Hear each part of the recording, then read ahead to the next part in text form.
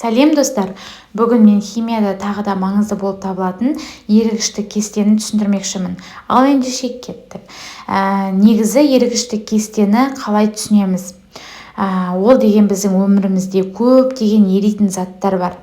Сол сияқты химияда да қышқылдардың, негіздердің, тұздардың суда ерігіштігін қарайтын кесте болып табылады.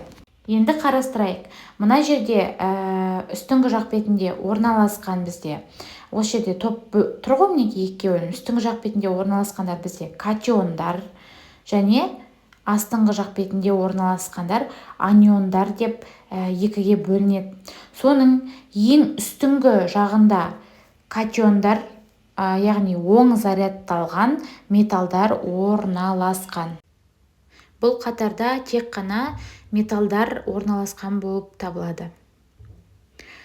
Ал енді келесі жақ бетінде бізде теріс зарядталған аниондар орналасқан.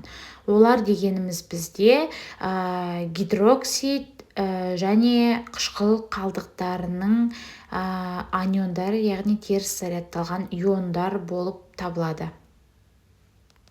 Осы жерде тұрған иондар бізде металдармен әрекеттескенде тұздар түзіледі. Солардың ерігіштіктерін осы кестеде қарастырамыз. Енді осының астыңғы жақ бетінде таңбалар берілген. Мысалы, Е деген әріп бар, жасыл түспен берілген.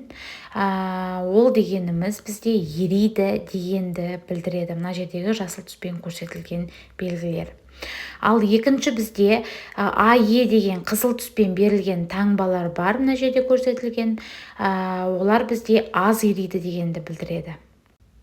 Ары қарай бізде ЕМ деген белгі бар.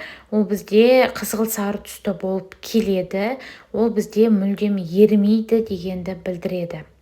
Яғни мына жерде көрсетілген қызғылт сары түспен көрсетілген белгілер ЕМ деген ерімейді деген.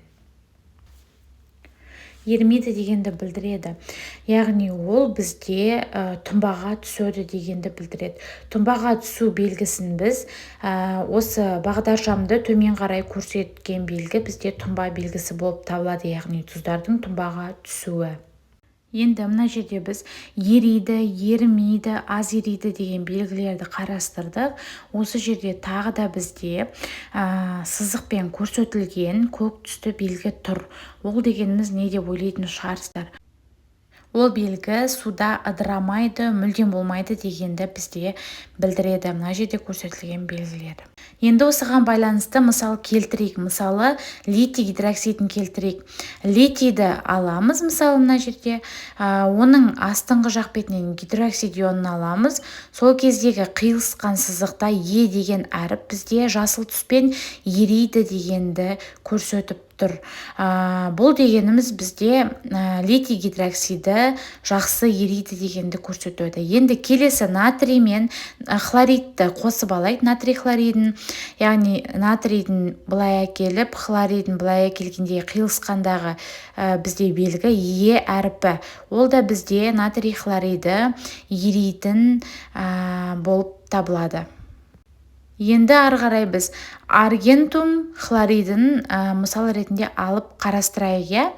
Аргентумды осылай сызықпен сіздерге түсінікті болсын деп көрсетейін. Хлорид мына жақтан келеді. Ол бізде ЕМ деген қызғылт сары түспен көрсетілген.